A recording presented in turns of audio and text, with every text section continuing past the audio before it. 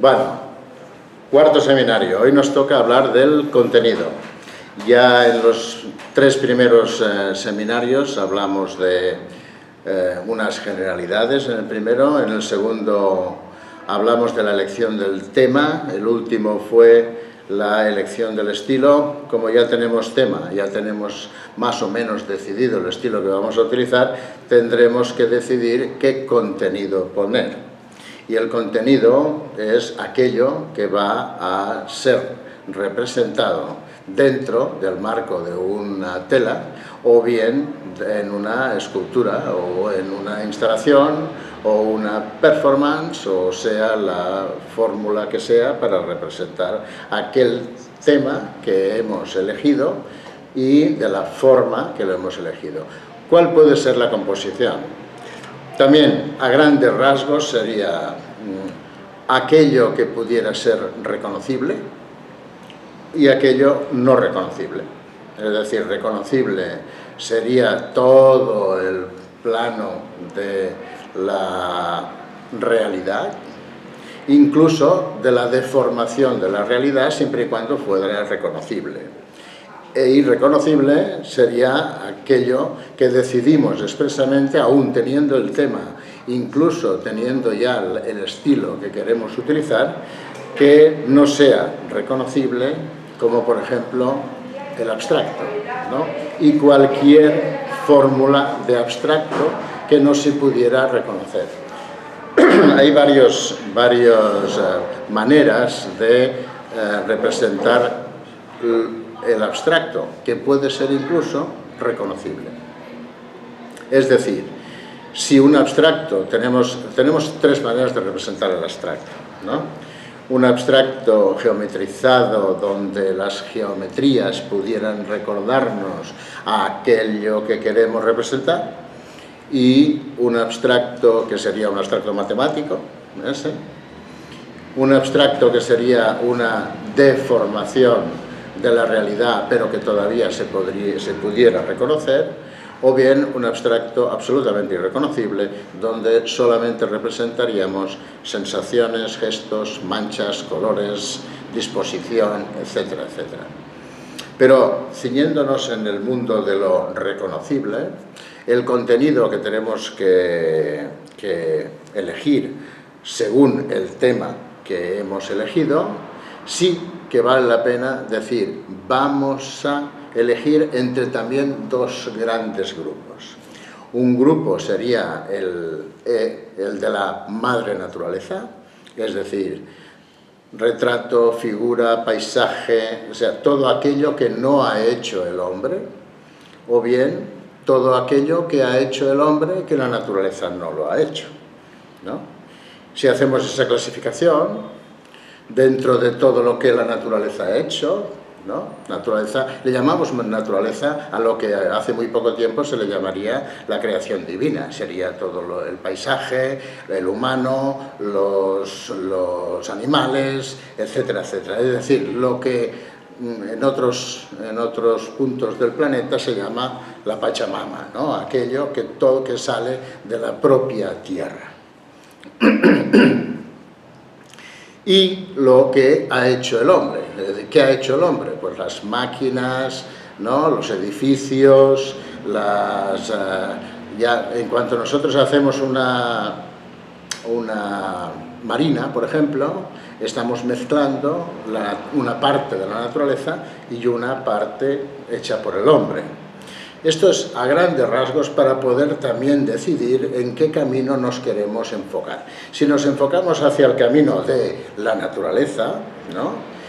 Elegiríamos situaciones en las que nos puedan determinar aquel tema de la mejor manera posible.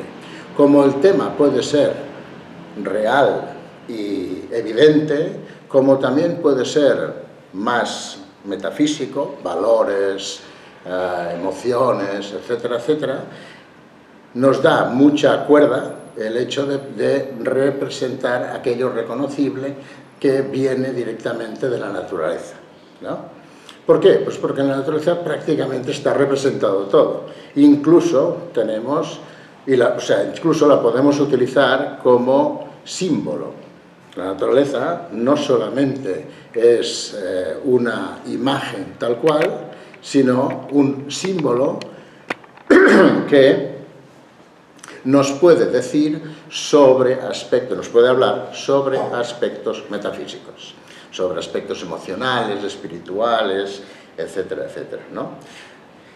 Como cada tema y cada estilo va a elegir su composición, ahí está la libertad de cada uno de vosotros de poder elegir cuál va a ser su composición.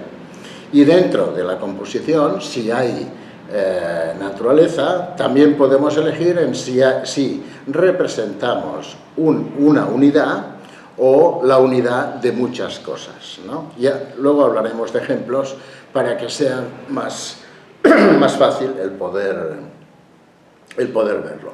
Una unidad, por ejemplo, un solo árbol en todo un lienzo, ¿no? Nos dice muchas cosas. Si nosotros hemos elegido el vigor, la fortaleza, el poder o la soledad, el aislamiento, podemos utilizarlo como el contenido de una obra de arte. Y lo mismo con las personas, si representamos una persona o si representamos muchas personas o si representamos una escena con varias personas o con muchas personas. Ejemplo, Juan Genovés es capaz de meter 1000 individuos en un formato medio. Claro, ¿cómo? Pues haciéndolos muy chiquitines. Y en cambio otros necesitan para representar a 2 o 3 personas formatos enormes porque llegan a tener tamaños naturales, o sea, la proporción de lo pintado a lo real viene a ser 1 a 1. Esa decisión del artista, pero algo tiene que decir todo eso porque tenemos que darle un valor, un valor que tenemos que tener previamente analizado. Hacemos, por ejemplo, una secuencia de elegimos un tema, elegimos un estilo y elegimos un contenido. Ese contenido, además, elegiremos cómo representarlo, no el estilo, sino de qué forma lo vamos a distribuir dentro del lienzo. Por ejemplo, ¿no? El ejemplo que hemos puesto original, ¿no? La fuerza, la soledad, el poder de un solo árbol. Por ejemplo, Montse ha hecho un solo árbol, está acompañado de otros, pero la representación es de un solo árbol. Bien, tenemos el tema, que es la representación de un paisaje, la naturaleza. Pero en ese tema, o sea, en ese motivo, tenemos un tema añadido, que sería el árbol de la vida. ¿Bien?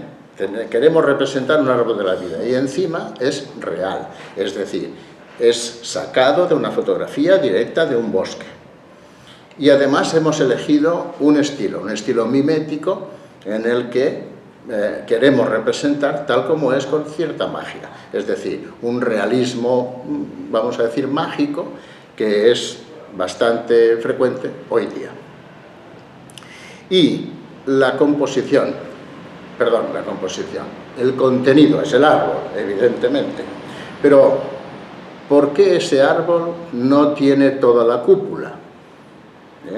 ¿Por qué no tiene todo el ámbito de la cúpula? Y podemos decir, claro, es que la foto no estaba, vale, y nos quedamos tan panchos. Pero el haberlo cortado de cúpula, algo quiere decir, o algo debe querer decir. O sea, no solamente nos tenemos que contentar porque en la imagen no exista. Bien, ¿qué puede decir? Por eso es tan importante qué contenido vamos a poner en un lienzo. ¿Qué puede decir un árbol que está cortado en toda su amplitud? Bien, pues que tanto poder probablemente no sea y que alguien, algo o por circunstancias le ha cortado las alas a ese árbol, ¿no? Por eso, en el momento en que nosotros decidamos el contenido, tenemos que saber si lo vamos a representar, ese contenido entero, si lo vamos a representar cortado, o sea, una metonimia del árbol, si lo vamos a representar centrado para que sea el elemento principal del cuadro, fórmula antigua, o lo queremos representar en un lado y el resto lo dejamos con aire, con respiración, para que pueda ser valorada también, que al lado de ese solitario, de ese poder o de esa fuerza, de ese árbol que significa eso, pues probablemente no hay nada, ¿no? O a lo mejor hay muchas cosas en pequeñito, ¿no? Que podrían ser incluso muchos árboles en pequeñito, que serían los que serían ignorados por el... Como podéis imaginar, es de lo más sencillo que hay, pero fijaos la cantidad de opciones que le hemos dado a ese árbol. Ahora, si eso lo ampliamos y en vez de un árbol es una reunión de gentes, ¿no? Y además esa reunión de gente está dentro de un marco arquitectónico hecho por el hombre y la gente hecha por la naturaleza, estamos ahí mezclando muchos más conceptos, ¿no? Cuando elegimos dentro del contenido, luego en otros seminarios hablaremos de la composición, el equilibrio, la armonía, todas esas cosas que sería secundario a eso, pero hoy me parecía muy interesante hablar del contenido porque muchas veces hay muchos artistas, buenos artistas, que quieren decir cosas, que tienen motivos, que tienen temas de los que quieren hablar y les cuesta muchísimo el imaginarse qué contenido van a representar para poder decir eso. Cuesta mucho. Bien. Es cierto que como más simbolismo conoces, más fácil te resulta la elección de un contenido. ¿Por qué? Porque como casi todo a casi todo le podemos dar un sentido simbólico, ese sentido simbólico podrá tener que ver con el tema elegido e incluso con el estilo que has decidido utilizar para poder ponerlo.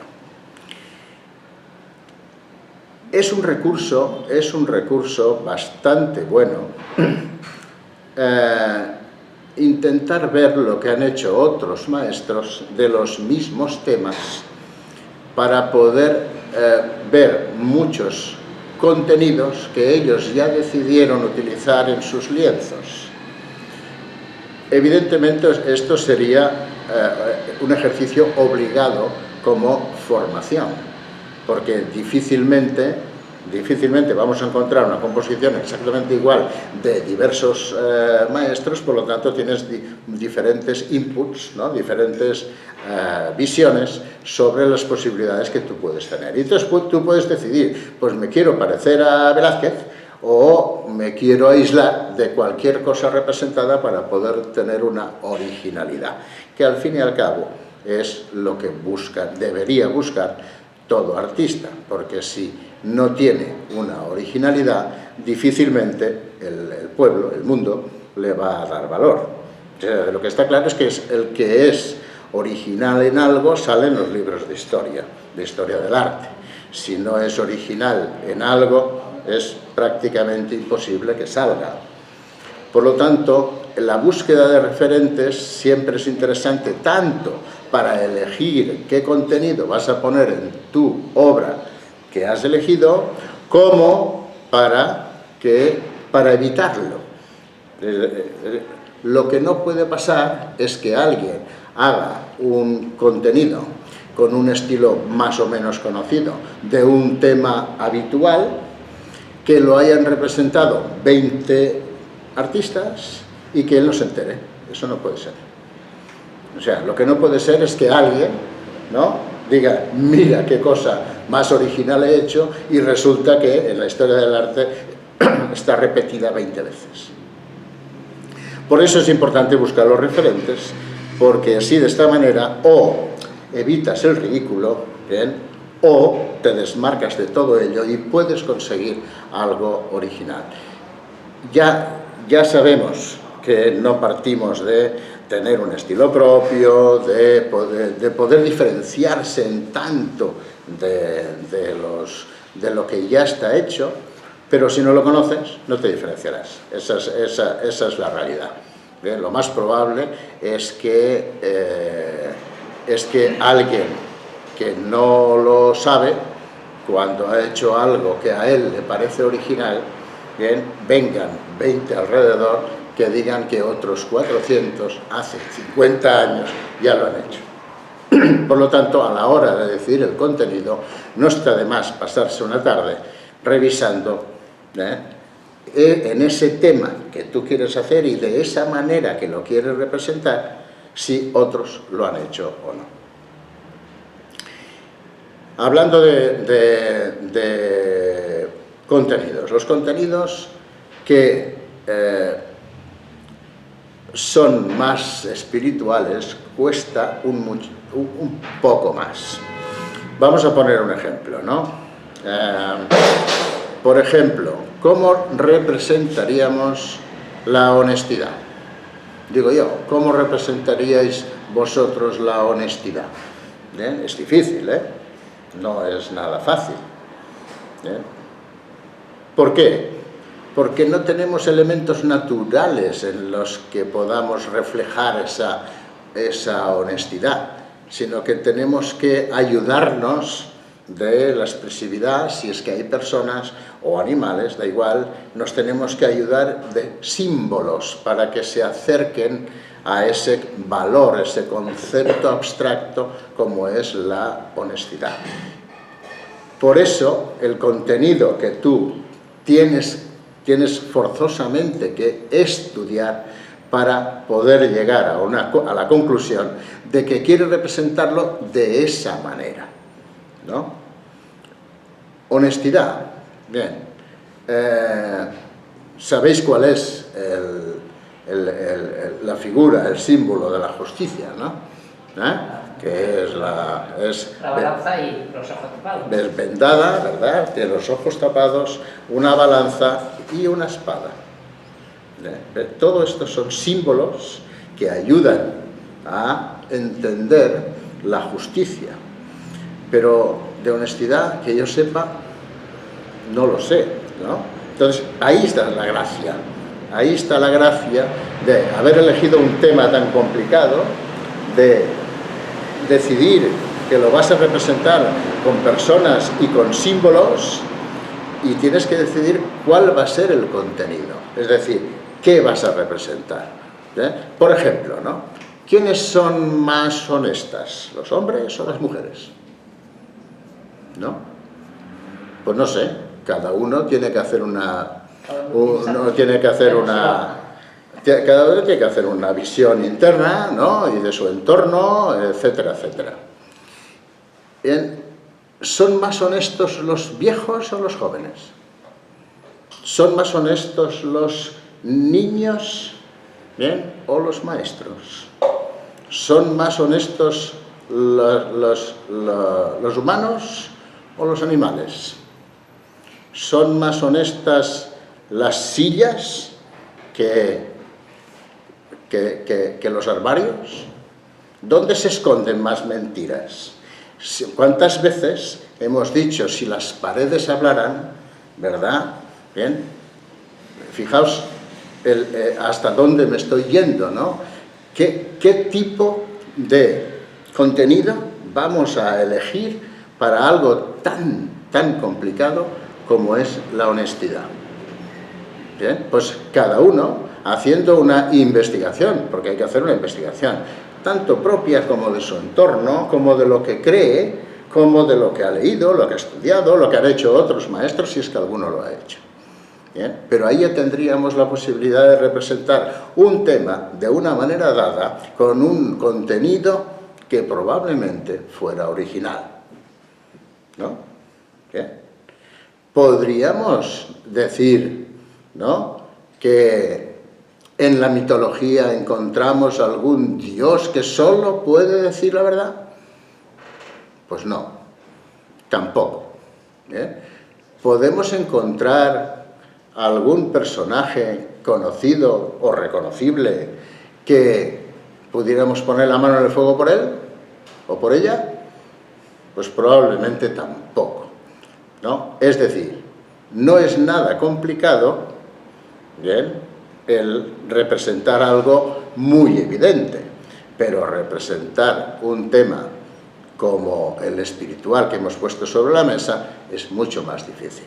Bien, quiero decir con eso que no hay que reprimirse ante temas que te puedan inquietar, porque siempre puede haber una salida que sea evidentemente estudiada, bien, valorada, incluso contrastada, alternada con otros pensamientos, para poder llegar a la conclusión de qué contenido vamos a poner en esa obra. ¿Bien? Que, ya os digo, hay algunos temas que son muy fáciles de elegir el contenido y otros que son realmente difíciles. Pero ahí es donde está la gracia del artista, del genio, del grande, ¿no? Y no quería decir mucho más hoy.